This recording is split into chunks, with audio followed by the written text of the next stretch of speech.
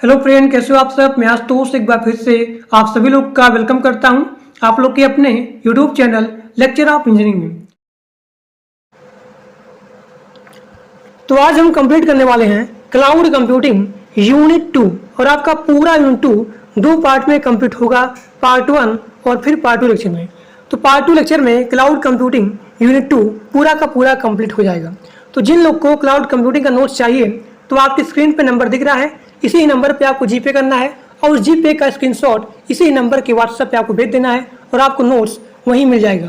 Per unit 20 रुपया है और 20 रुपया आपको यहाँ पे जीपे करना है। Unit 1 20 rupees, unit 2 20 rupees. तो आपकी स्क्रीन पर नंबर दिख रहा है, इसी नंबर पर आपको जीपे करना है और उस पेमेंट का स्क्रीनशॉट इसी नंबर के व्हाट्सएप पे आपको भेज देना है। अब यहाँ देखिए क्लाउड कंप्यूटिंग यूनिट 2 का मोस्ट इंपॉर्टेंट क्वेश्चन। पहला क्वेश्चन आप दिया गया है कि सर्विस ओरिएंटेड आर्किटेक्चर क्या होता है। इसमें हम लोग पढ़ेंगे इसका एडवांटेज क्या होता है, इसका डिसएडवांटेज क्या होता है, इसका प्रिंसिपल क्या होता है और इसके कंपोनेंट या फिर आर्किटेक्चर क्या होता है, जो कि बहुत ही इंपॉर्टेंट है आपकी सेमेस्टर एग्जाम के लिए। अब यहाँ देखिए दूसरा क्वेश्चन कि वेब सर्वर क्या होता है। वेब सर्वर क्या होता है, इसका वर्किंग क्या है, जो कि बहुत ही इंपॉर्टेंट है और कई बार आपके एग्जाम में यह क्वेश्चन पूछा हुआ है। और यहाँ देखिए वेब सर्वर के कितने टाइप होते हैं, तो यहाँ देखिए SOAP और दूसरा आपका है रेस्ट। तो इन दोनों के बारे में हम लोग पढ़ेंगे। अब यहाँ देखिए REST, इसके जितने सारे होते हैं कंस्टेंट, इसके बारे में देखेंगे। चौथा क्वेश्चन आपको दिया गया है कि पब्लिश सब्सक्राइब मॉडल क्या होता है, जो कि बहुत ही इंपॉर्टेंट है। This is the very very most important. अब यहाँ देखिए क्वेश्चन नंबर 5 कि वर्चुअलाइजेशन क्या होता है और इसके टाइप क्या होते हैं। ठीक, तो चलिए क्लास को स्टार्ट करते हैं बिना किसी देर के। अब यहाँ देखिए पहला क्वेश्चन वो आपका है सर्विस ओरिएंटेड आर्किटेक्चर क्या होता है, यानी कि SOA क्या होता है। तो मैंने आपको बताया था कि क्लाउड पे कई सारे सर्विसेज अवेलेबल होते हैं। तो मान लीजिए ये है सर्विस 1, ये है सर्विस 2 और ये है सर्विस 3, ये है सर्विस 4, ये है सर्विस 5। तो पहले क्या होता था कि यूजर को अगर एक इंडिविजुअल सर्विस की नीड होगी, रिक्वायरमेंट होगी, डिमांड होगी, तो उसको यूज़ करने के लिए यहाँ पे डायरेक्टली रिक्वेस्ट करता है और इसको यहाँ पे डायरेक्ट एक्सेस करता था। लेकिन मान लीजिए अगर यहाँ पे यूजर को, ये मान लीजिए सर्विस 1 है, सर्विस 2 है, सर्विस 3 है, तो मान लीजिए अगर यहाँ पे यूजर को सर्विस 1 के अलावा सर्विस 2 की भी नीड है, तो आप यहाँ पे यूज करेंगे इसका SOA का यूज करेंगे।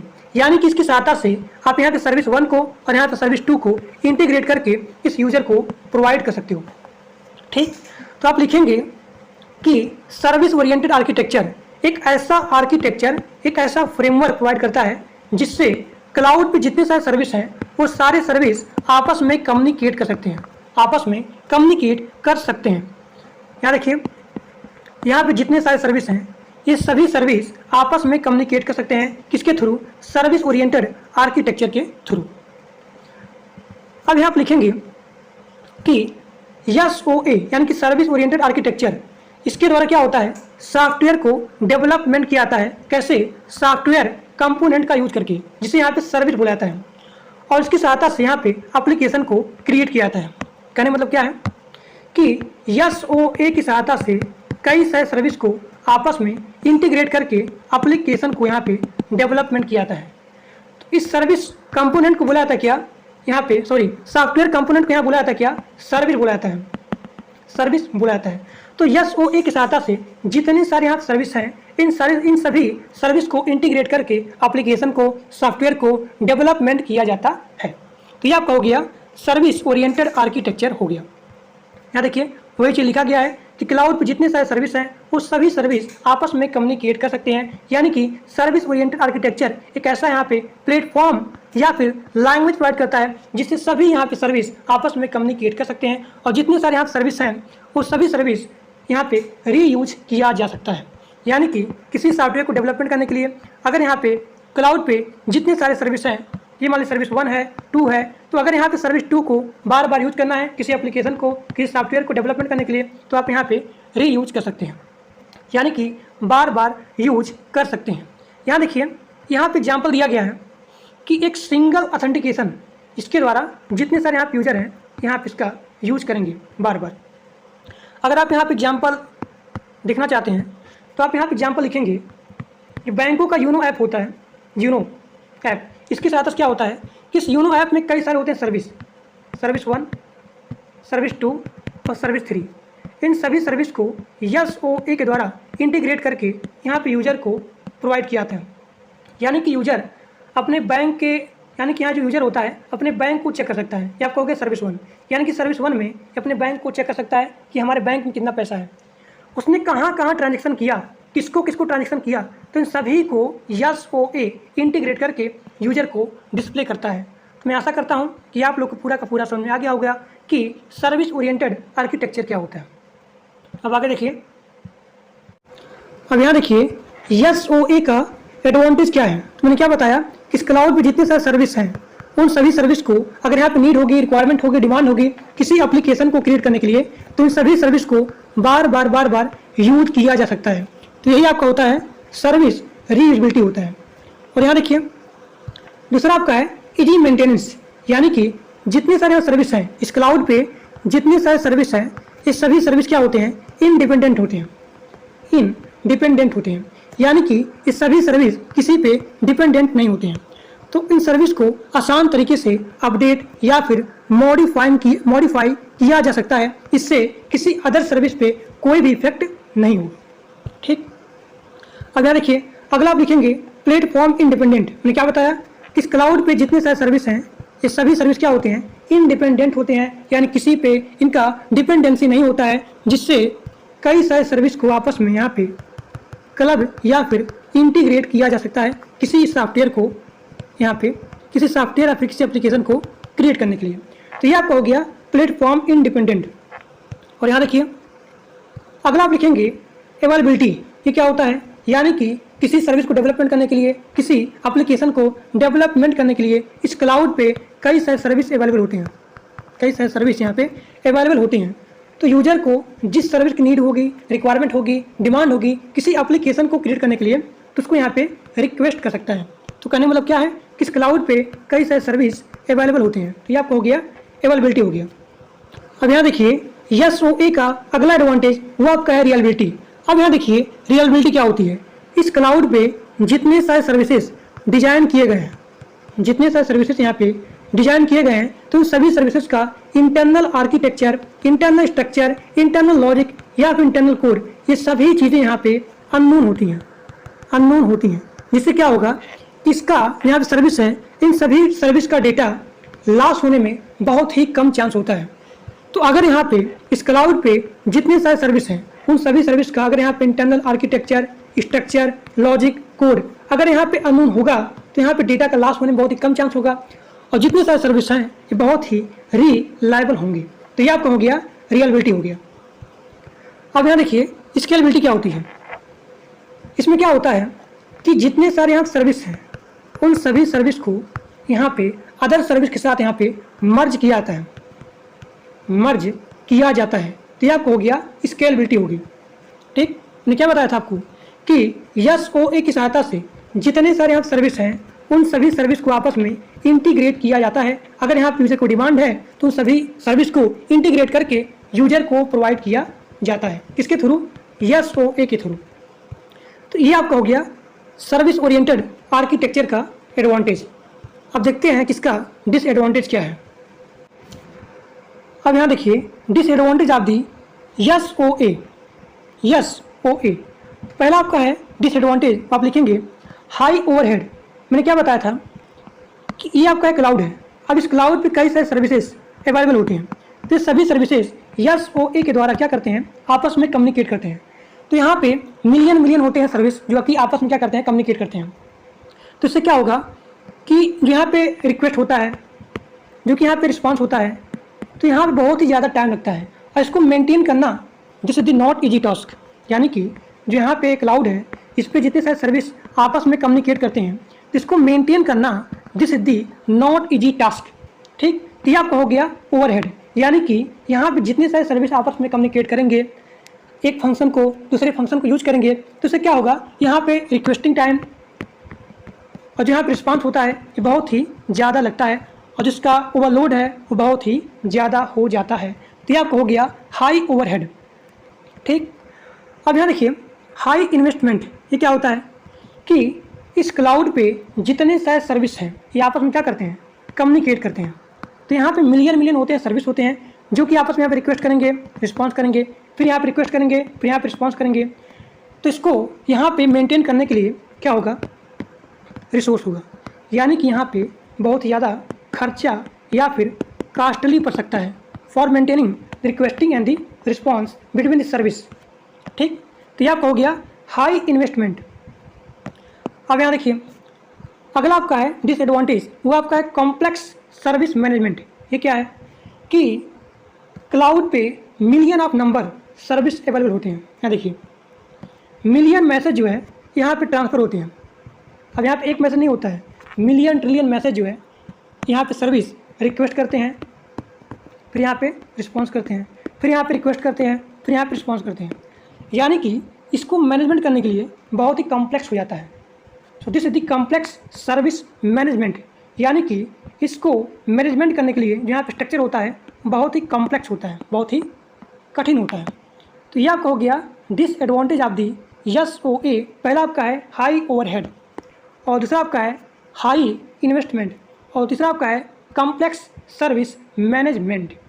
ठीक, अब आगे देखिए, अब यहाँ देखिए अगला क्वेश्चन वो आपका है SOA का कंपोनेंट या फिर आर्किटेक्चर क्या होता है। तो आप लिखेंगे कि SOA में यहाँ पे मेजर कंपोनेंट होता है वो आपका दो होता है। पहला आपका होता है सर्विस कंज्यूमर और दूसरा आपका होता है सर्विस प्रोवाइडर। अब यहाँ देखिए जो सर्विस प्रोवाइडर होता है ये क्या होता है, इसके पास कई सारी सर्विसेज अवेलेबल होती हैं। अभी क्या करता है, जितने सारे सर्विस को क्रिएट करेगा उन सभी सर्विस को यहाँ पे सर्विस डायरेक्टरी पे क्या करता है, स्टोर करता है। यहाँ देखिए ये जितने सारे सर्विस को क्रिएट करेगा इस सर्विस डायरेक्टरी क्या करता है, स्टोर करता है। अब यहाँ पे सर्विस कंज्यूमर क्या होता है, तो सर्विस कंज्यूमर यहाँ पे इस सर्विस डायरेक्टरी पे जितने सारे सर्विस होंगे तो यूजर को या फिर कंज्यूमर को जिस भी सर्विस की नीड होगी, रिक्वायरमेंट होगी, डिमांड होगी, तो उसको यूज करने के लिए यहाँ पे चेक करता है कि वो सर्विस यहाँ पे है या फिर नहीं है। तो सर्विस को चेक करने के लिए यहाँ पे होता है सर्विस कंज्यूमर एक प्रोटोकॉल का यूज करता है जिसे बुलाया था क्या, SOA, यानी कि सिंपल ऑब्जेक्ट एक्सेस प्रोटोकॉल होता है। तो ये आपका हो गया सर्विस कंज्यूमर हो गया। ठीक, अब यहाँ देखिए कि यहाँ पे सर्विस कंज्यूमर कैसे यहाँ पे सर्विस को एक्सेस करता है, कैसे यहाँ पे यूज करता है। तो इसके लिए होते हैं 3 स्टेप। पहला आपका स्टेप होता है फाइंड, और दूसरा आपका स्टेप होता है बाइंड या फिर इन्वोक, और स्टेप नंबर 3 होता है वो आपका होता है रजिस्टर। अब यहाँ देखिए स्टेप नंबर 1 में इसमें आते हैं रिक्वेस्टर या फिर यूजर, जो सर्विस का यूजर होता है वो यहाँ पे होता है स्टेप नंबर पहले में। तो सर्विस डायरेक्टरी पे जो भी यहाँ पे सर्विस यूजर को यहाँ पे नीड होगी, रिक्वायरमेंट होगी, तो उसको यूज करने के लिए यहाँ पे क्या करता है, चेक करता है कि वो सर्विस यहाँ पे है या फिर नहीं है। यहाँ से क्या करता है, चेक करता है सिंपल ऑब्जेक्ट एक्सेस प्रोटोकॉल के थ्रू। अब यहाँ देखिए स्टेप नंबर 2 में अगर यहाँ पे यूजर को लगता है कि यहाँ पे वो सर्विस यहाँ पे है, तब क्या करता है, देखिए ये जो सर्विस प्रोवाइडर जितने सारे सर्विस को यहाँ पे स्टोर करता है, तो सर्विस डायरेक्टरी पे जितने सारे यहाँ पे होते हैं सर्विस, उन सभी सर्विस क्या होता है, आईडी होता है। तो उसी आईडी के थ्रू जो सर्विस कंज्यूमर होता है यहाँ पे क्या करता है, रिक्वेस्ट करता है। तो ये जो है चेक करता है किसको, इसके पास वो आईडी है या फिर नहीं है, यानी कि इसको एक्सेस राइट मिला है या फिर नहीं मिला है। अगर इसको एक्सेस राइट मिला होगा तो सर्विस प्रोवाइडर यहाँ पे रिस्पॉन्स दे देगा, यानी कि अब सर्विस को यूज कर सकता है जो इसने डिमांड किया था। तो ये आपका हो गया स्टेप नंबर 2, जो मैंने बताया वही चीज़ यहाँ पे लिखा गया है। देखिए यहाँ पे रिक्वेस्ट करेगा और यहाँ पे रिस्पॉन्स इसको मिल जाएगा, किसको ग्रांट मिली है या फिर नहीं मिली है। अब यहाँ देखिए स्टेप नंबर 3 ये आपका होता है रजिस्ट्री का। देखिए स्टेप नंबर 3 ये आपका होता है रजिस्ट्री। अगर यहाँ पे सर्विस प्रोवाइडर को इसको फ्री छोड़ दिया जाए तो जितने सारे यहाँ सर्विस प्रोवाइडर हैं वो यहाँ पे अलग अलग फॉर्मेट में यहाँ पे सर्विस को क्या करेंगे, स्टोर करेंगे। इससे यूजर को अंडरस्टैंडिंग में बहुत ही कठिनाइयों का सामना फेस करना पड़ेगा। इसीलिए स्टेप नंबर 3 में यहाँ पे कुछ रूल होते हैं कि सर्विस प्रोवाइडर यहाँ पे अगर इसको स्टोर करना होगा किसी सर्विस को, तो यहाँ पे WSDL और यहाँ पे UDDI के थ्रू यहाँ पे सर्विस प्रोवाइडर सर्विस डायरेक्टरी पे सर्विस को स्टोर कर सकता है। यहाँ देखिए स्टेप नंबर 3 यहाँ पे यूज करता है 2 ऐसे स्टैंडर्ड का जिसका नाम है WSDL, यानी कि वेब सर्विस डिस्क्रिमिनेशन लैंग्वेज, और दूसरा होता है UDDI यानी कि यूनिवर्सल डिस्क्रिप्शन डिस्कवरी इंटीग्रेशन। इन्हीं का यूज करके जो सर्विस प्रोवाइडर होता है उस सर्विस डायरेक्टरी पे क्या करता है, सर्विस को स्टोर करता है। तो ये आपका हो गया स्टेप नंबर 3, जिसमें क्या होता है, सर्विस का रजिस्ट्री होता है। वेब सर्विसेज जो यहाँ पे सिंपल ऑब्जेक्ट प्रोटोकॉल के द्वारा यहाँ पे इम्प्लीमेंट किए जाते हैं। तो ये आपका हो गया कंपोनेंट या फिर आर्किटेक्चर हो गया किसका, SOA का। तो जो मैंने बताया वही सारा चीज़ यहाँ पे लिखा गया है। ठीक, तो ये भी क्वेश्चन आपका पूरा का पूरा कंप्लीट हो चुका। अब आगे देखिए अगला क्वेश्चन। अब यहाँ देखिए अगला क्वेश्चन वो आपका SOA का गाइडिंग प्रिंसिपल क्या है। तो आप लिखेंगे सबसे पहला पॉइंट इसके गाइडिंग प्रिंसिपल में वो आपका है स्टैंडर्डाइज्ड सर्विस कॉन्ट्रैक्ट। ये क्या होता है कि यहाँ पे जो भी सर्विस है, सर्विस 1 है और यहाँ पे सर्विस 2 है, इन दोनों के बीच में एक कॉमन डॉक्यूमेंट प्रिपेयर किया जाता है। एक कॉमन डॉक्यूमेंट प्रिपेयर किया जाता है, उसे बोला जाता है स्टैंडर्डाइज्ड सर्विस कॉन्ट्रैक्ट बोला जाता है। यानी कि इन दोनों सर्विस के बीच में जो आपस में कम्युनिकेट होता है तो उनके बीच में जो यहाँ पे कॉन्ट्रैक्ट होता है उसको यहाँ पे प्रिपेयर किया जाता है। तो ये आपका हो गया स्टैंडर्डाइज्ड सर्विस कॉन्ट्रैक्ट, यानी कि इन दोनों सर्विस के बीच में जो भी यहाँ पे रूल्स है फीचर का, तो उनके बीच में क्या क्या चीज़ें होनी चाहिए, तो उन सभी का एक कॉन्ट्रैक्ट यहाँ पे, एक कॉमन कॉन्ट्रैक्ट यहाँ पे प्रिपेयर किया जाता है। तो ये आपका हो गया स्टैंडर्डाइज्ड सर्विस कॉन्ट्रैक्ट। अब यहाँ देखिए अगला है लूज कपलिंग। ये क्या होता है, इस क्लाउड पे जितने सारे सर्विस हैं उन सभी सर्विस को ऐसे डिजाइन करना चाहिए ताकि एक सर्विस का दूसरे सर्विस पे जो डिपेंडेंसी होती है वो कम से कम होना चाहिए, यानी कि minimize dependency on the other services. इससे क्या होगा कि उस सर्विस को आसान तरीके से इम्प्लीमेंट किया जा सकता है, इम्प्लीमेंट किया जा सकता है। तो ये आपका हो गया लूज कपलिंग हो गया। अब आगे देखिए अगला आपका है अब्स्ट्रैक्शन। मैंने क्या बताया था कि सर्विस 1 है और ये आपका है सर्विस 2।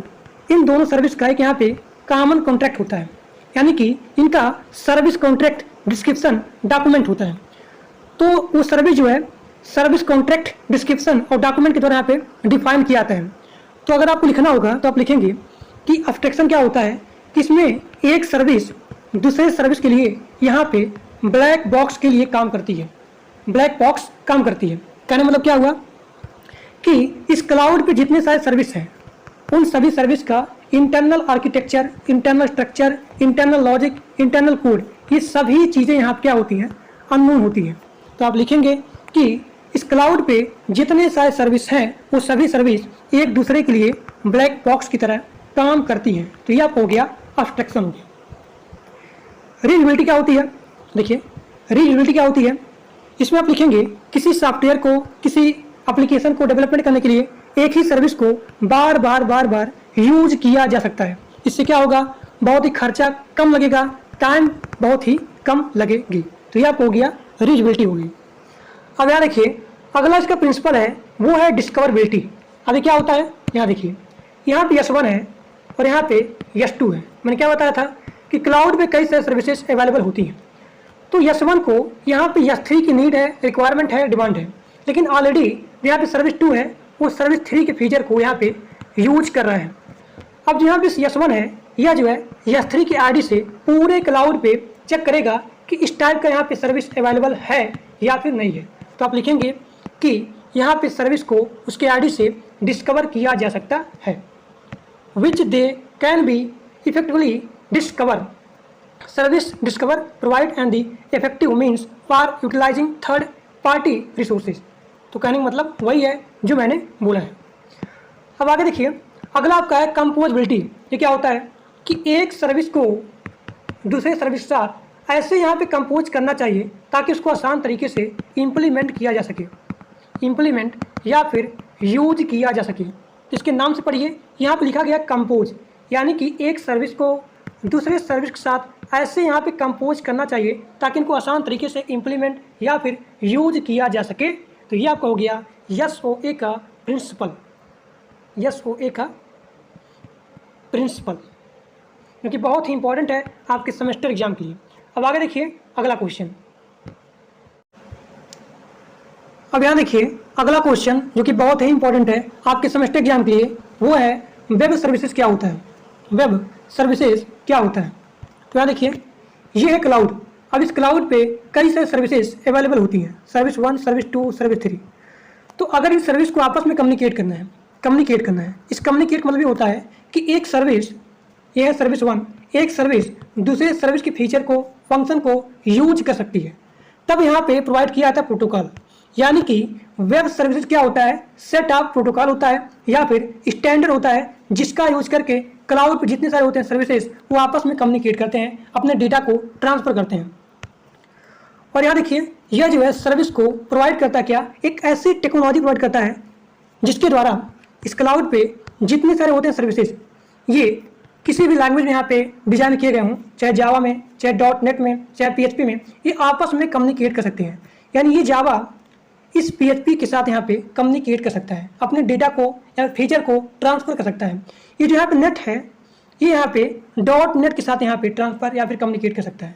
तो कहने का मतलब यही है कि जो यहाँ पे वेब सर्विस है, एक ऐसे टेक्नोलॉजी को प्रोवाइड करता है जिससे इस क्लाउड पे जितने सारे होते हैं सर्विसेज, किसी भी लैंग्वेज में यहाँ पे डिजाइन किए गए हों, वो आपस में कम्युनिकेट कर सकते हैं। और यहाँ देखिए, web services can be search for over the internet, और जिस सर्विस की नीड होगी, रिक्वायरमेंट होगी, वो इंटरनेट के थ्रू पूरे सर्विस पे यहाँ पे एक्सेस कर सकता है। तो ये जावा इस PHP के साथ कम्युनिकेट, ये .NET इस PHP के साथ कम्युनिकेट, और ये PHP इस जावा के साथ और यहाँ पे .NET के साथ यहाँ पे कम्युनिकेट कर सकता है। तो ये आपका हो गया वेब सर्विसेज। तो क्या होता है, सेट ऑफ प्रोटोकॉल होता है या फिर स्टैंडर्ड होता है, जिसका यूज करके यहाँ पे सर्विस होते हैं वो आपस में कम्युनिकेट करते हैं। अब आगे देखिए, अब यहाँ देखिए कि वेब सर्वर का वर्किंग कैसे होता है, how to work web server. यहाँ देखिए, ये है क्लाइंट और यहाँ पे सर्वर, जहाँ पे कई सारे होते हैं सर्विसेज अवेलेबल होती हैं, जो कि यहाँ पे सर्विस प्रोवाइडर यहाँ पे क्या करता है, क्रिएट करता है।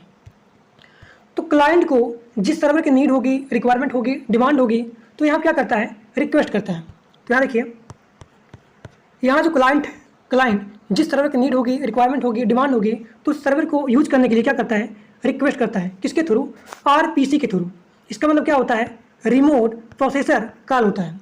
ये क्या होता है कि अगर एक एप्लीकेशन दूसरे एप्लीकेशन के साथ कम्युनिकेट करना चाहता है तो एक प्रोसेस को कॉल करता है, तो ये प्रोसेस यहाँ पे RPC के द्वारा यहाँ पे कॉल की जाती है। यानी कि जो यहाँ पे क्लाइंट किसी सर्विस को यूज करने के लिए यहाँ पे रिक्वेस्ट करती है, तो वो करती है यहाँ पे इसके थ्रू, RPC के थ्रू। और यहाँ पे कुछ होते हैं प्रोटोकॉल जिसके द्वारा यहाँ पे क्लाइंट क्या करता है, कम्युनिकेट करता है। देखिए, जो भी यहाँ पे होते हैं स्टैंडर्ड, जैसे कि यहाँ पे हो गया STTP और यहाँ पे TCP हो गया और यहाँ पे IP SMTP हो गया, तो इसके द्वारा यहाँ पे मैसेज ट्रांसफ़र किए जाते हैं। यहाँ देखिए, क्लाइंट और यहाँ पे सर्वर के द्वारा। ठीक, तो अगर यहाँ पे सर्विस यहाँ पे अवेलेबल रहेगी तो यहाँ पे इसको रिस्पॉन्स मिल जाएगी। तो यहाँ पे कुछ होते हैं प्रोटोकॉल जिसका यूज़ किया जाता है, जैसे कि यहाँ हो गया HTTP GASON हो गया और यहाँ पे STTP हो गया। और यहाँ देखिए, जो भी क्लाइंट और यहाँ पे सर्वर के बीच यहाँ पे मैसेज का ट्रांसफ़र होता है वो यहाँ पे XML में होता है। यहाँ देखिए, जो भी इस क्लाइंट के बीच में और यहाँ पे सर्वर के बीच में जो भी यहाँ पे डेटा का ट्रांसफ़र होता है, वो डेटा यहाँ पे किसके फॉर्म में होता है, XML के फॉर्म में होता है। तो यहाँ पे यूज किया जाता है किसका, SOAP का यूज किया जाता है, जिससे यहाँ पे जो मैसेज ट्रांसफ़र होता है वो यहाँ पे XML के फॉर्म में होता है। ठीक, तो इसी प्रकार से यहाँ पे क्लाइंट के बीच में और यहाँ पे सर्वर के बीच में रिक्वेस्टिंग और यहाँ पे रिस्पॉन्स होता है। देखिए, the data which is sent from the web services to the application is called the SOAP message, जो कि यहाँ होता है XML के फॉर्म में। यानी कि यहाँ जो क्लाइंट और जहाँ होता है सर्वर, तो यहाँ पे यूज किया था SOAP। अभी आगे पढ़ेंगे, तो यहाँ पे जो भी मैसेज ट्रांसफ़र होता है, SOAP मैसेज जो कि यहाँ पे ट्रांसफ़र होता है, तो ये होता है XML डॉक्यूमेंट के फॉर्म में होता है। तो इसी प्रकार से यहाँ पे वेब सर्वर का वर्किंग किया जाता है या फिर इसका वर्किंग होता है। अब आगे देखिए, जो यहाँ पे होता है वेब सर्वर होता है, ये होता है दो टाइप का। पहला होता है SOAP और दूसरा होता है REST होता है। अब आगे देखिए, अब यहाँ देखिए अगला क्वेश्चन जो कि बहुत ही इंपॉर्टेंट है आपके एग्जाम के लिए, वो है SOAP वेब सर्विसेज क्या होता है। तो सबसे पहला पॉइंट आप लिखेंगे कि यह जो टाइप होता है किसका, वेब सर्विस का टाइप होता है। ठीक, दूसरा पॉइंट लिखेंगे कि यह एक ऐसा प्रोटोकॉल होता है जिसके द्वारा वेब सर्विस को एक्सेस किया जाता है, यानी कि इसका यूज होता है वेब सर्विस को एक्सेस करने के लिए। इसका फुल फॉर्म होता है सिंपल ऑब्जेक्ट एक्सेस प्रोटोकॉल। और यह क्या है, एक नेटवर्क प्लेटफॉर्म है जिसका यूज़ किया जाता है वेब सर्विस को एक्सेस करने के लिए। यहाँ देखिए, यहाँ पे है SOAP सेंडर और यहाँ पे है SOAP रिसीवर। तो सेंडर को यानी कि जो यहाँ यूजर होता है, यूजर को जिस सर्विस की नीड होगी, रिक्वायरमेंट होगी, डिमांड होगी, तो उस सर्विस को यूज करने के लिए यहाँ पे रिक्वेस्ट जनरेट करेगा। यहाँ पे सर्वर है, सेंडर है, उसको जिस सर्विस की नीड होगी, रिक्वायरमेंट होगी, डिमांड होगी, तो उसको यूज करने के लिए यहाँ पे रिक्वेस्ट जनरेट करेगा और यह रिक्वेस्ट होगा SOAP रिक्वेस्ट मैसेज के फॉर्मेट में। और जो यहाँ पे SOAP रिसीवर यह चेक करेगा कि इसको यहाँ पे एक्सेस राइट मिला है या फिर नहीं मिला है। अगर मिला होगा तो SOAP रिसीवर यहाँ पे जनरेट करेगा रिस्पॉन्स और रिस्पॉन्स होगा SOAP रिस्पॉन्स मैसेज की फॉर्मेट होगा। अब यहाँ देखिए, सेंडर और रिसीवर इन दोनों के बीच में जो यहाँ पे है SOAP मैसेज, ये दोनों मैसेज यहाँ पे यानी कि सेंडर और रिसीवर यह जो है जाता है XML के फॉर्मेट में। यानी कि जो भी सेंडर और रिसीवर इन दोनों के बीच में यहाँ पे SOAP मैसेज ट्रांसफ़र हो रहा है, तो SOAP मैसेज यह होता है XML फॉर्मेट में होता है और यहाँ पे यूज़ किया जाता है HTTP प्रोटोकॉल यूज़ किया जाता है रिक्वेस्टिंग में और यहाँ पे रिस्पॉन्स में। अब जो मैंने बोला वही सारा चीज़ यहाँ पे लिखा गया है कि यहाँ पे जो भी मैसेज ट्रांसफ़र हो रहा है सेंडर और रिसीवर के बीच में, वो होता है XML के फॉर्मेट में और यहाँ पे यूज़ किया जाता है HTTP प्रोटोकॉल यूज़ किया जाता है। जिससे क्या करते हैं, जितने सारे यहाँ सर्विसेज होते हैं वो आपस में इंटरेक्ट करते हैं डिफरेंट यहाँ पे प्रोग्रामिंग लैंग्वेज के साथ। अब आगे देखिए, अब यहाँ देखिए SOAP का कैरेक्टरिस्टिक्स क्या होता है। तो आप लिखेंगे, यह जो होता है ओपन स्टैंडर्ड प्रोटोकॉल होता है जिसका यूज़ किया जाता है वेब सर्विसेज में सर्विस को एक्सेस करने के लिए या फिर कम्युनिकेट करने के लिए पूरे इंटरनेट पे, और पूरे इंटरनेट पे मैसेज को ब्रॉडकास्ट करने में इसका यूज़ किया जाता है, और डॉक्यूमेंट को एक्सचेंज करने में और यहाँ पे रिमूवल प्रोसीजर को कॉल करने में इसका यूज़ किया जाता है यानी कि RPC। और यहाँ देखिए, ये मल्टीपल लैंग्वेज को सपोर्ट करता है और जितने सारे होते हैं प्लेटफॉर्म यूज़ किया जाता है किसका, SOAP का यूज़ किया जाता है। सेंडर और रिसीवर के बीच में जो भी यहाँ पे मैसेज ट्रांसफ़र होता है वो होता है XML फॉर्मेट में, यानी कि इसका यूज़ करके जो भी यहाँ पे मैसेज ट्रांसफ़र होता है वो होता है XML के फॉर्मेट में, ठीक। और SOAP मैसेज जो भी इसका स्ट्रक्चर होता है उसमें शामिल होते हैं इन्वेलप, हेडर और बॉडी एलिमेंट। आगे आप पढ़ेंगे कि SOAP बिल्डिंग ब्लॉक, इसमें हम लोग पढ़ेंगे क्या, एनवेलप क्या होता है, हेडर क्या होता है और यहाँ पे बॉडी एलिमेंट क्या होता है। और यहाँ देखिए, सेंडर और रिसीवर के बीच में जो भी यहाँ पे सेंडर का यहाँ पे जो रिक्वेस्टिंग होता है वहाँ पे यूज होता है क्या, HTTP प्रोटोकॉल, और यहाँ पे जो रिस्पॉन्स होता है वहाँ भी यूज़ किया जाता है HTTP प्रोटोकॉल यूज़ किया जाता है। अब अगला देखिए, अगला क्वेश्चन कि SOAP बिल्डिंग ब्लॉक क्या होता है। अब यहाँ देखिए अगला क्वेश्चन कि SOAP बिल्डिंग ब्लॉक क्या होता है। तो SOAP बिल्डिंग ब्लॉक में जो भी यहाँ पे डॉक्यूमेंट ट्रांसफ़र होते हैं तो वो होते हैं XML के फॉर्म में, क्लाइंट के बीच में और यहाँ पे होता है वेब सर्वर। इन दोनों के बीच में what XML data transfer between client and the web server, इसके बारे में डिस्क्राइब करता है SOAP बिल्डिंग ब्लॉक। इसमें होते हैं 3 लेयर, इसमें 3 लेयर होता है। पहला होता है SOAP इन्वेलप होता है, दूसरा होता है SOAP हेडर होता है और तीसरा होता है SOAP बॉडी होता है। अब यहाँ देखिए, पहला है SOAP इन्वेलप। तो SOAP का जितना इन्फॉर्मेशन होता है, SOAP मैसेज का जितना इन्फॉर्मेशन होता है तो सभी इन्फॉर्मेशन को होल्ड करता है SOAP इन्वेलप होल्ड करता है। अब यहाँ देखिए, यहाँ जो SOAP मैसेज है ये किसके फॉर्म में होता है, XML डॉक्यूमेंट के फॉर्मेट में होता है। इसके बारे में इन्फॉर्मेशन होल्ड करता है कौन, इन्वेलप करता है। अब यहाँ देखिए, दूसरा होता है SOAP हेडर होता है। तो इसमें जितने सारे होते हैं यूजर होते हैं उनका ऑथेंटिकेशन और उनका ऑथराइजेशन यानी कि प्रमाणीकरण और यहाँ पे ऑथेंटिकेशन, इसके बारे में इंफॉर्मेशन होल्ड करता है कौन, SOAP होल्ड करता है या फिर मेंशन करता है जब यहाँ पे SOAP मैसेज का प्रोसेसिंग होता है। यानी कि इन्फॉर्मेशन किस में होगा, इन्वेलप में होगा और यहाँ पे ऑथेंटिकेशन होगा और यहाँ पे क्लाइंट के बीच में जो होता है SOAP बॉडी होता है, यहाँ क्लाइंट के बीच में और यहाँ सर्वर के बीच में ट्रांसफ़र होता है। देखिए, तो यहाँ पे तीसरा होता है लेयर, वो आपका होता है SOAP बॉडी होता है। तो सबसे मोस्ट इंपॉर्टेंट एलिमेंट होता है, देखिए, it is an important element of the SOAP message, क्योंकि यहाँ पे क्लाइंट के बीच में और यहाँ पे सर्वर के बीच में यहाँ पे SOAP मैसेज का यहाँ पे ट्रांसफ़र होता है, जो कि होता है XML के फॉर्मेट में होता है। तो मैंने क्या बताया कि जो भी मैसेज है वो होता है इन्वेलप में, यानी कि जितना सारा यहाँ पे होता है इन्फॉर्मेशन होता है वो होल्ड होता है इन्वेलप में। और यहाँ पे दूसरा होता है हेडर होता है, इसमें होता है ऑथेंटिकेशन। और तीसरा होता है SOAP बॉडी होता है, ये सबसे मोस्ट इंपॉर्टेंट एलिमेंट होता है। और इसी में मैसेज का ट्रांसफ़र होता है क्लाइंट के बीच में और यहाँ पे सर्वर के बीच में। तो ये आपका हो गया SOAP बिल्डिंग ब्लॉक। और इसी में आता है SOAP फॉल्ट आता है। देखिए उस ट्रांसफ़र में जो यहाँ पे होता है SOAP मैसेज के यहाँ जो ट्रांसफ़र होता है, इसमें जो भी आता है एरर आता है उसके बारे में डिस्प्ले काउंट करता है, SOAP फॉल्ट करता है। यानी कि इसमें जो भी फॉल्ट आता है और यहाँ पे एरर आता है इसके बारे में बताता है SOAP फॉल्ट। तो ये आपका हो गया SOAP बिल्डिंग ब्लॉक हो गया, SOAP बिल्डिंग ब्लॉक हो गया, जो कि बहुत ही इंपॉर्टेंट है आपके सेमेस्टर एग्जाम के लिए। तो आज आपका क्लाउड कंप्यूटिंग यूनिट 2 का पार्ट 1 लेक्चर है, पार्ट 1 लेक्चर। तो आज के लिए बस इतना ही। Thank for watching my video. Part 2 lecture में क्लाउड कंप्यूटिंग यूनिट 2 पूरा का पूरा कंप्लीट हो जाएगा। तो आज के लिए बस इतना ही।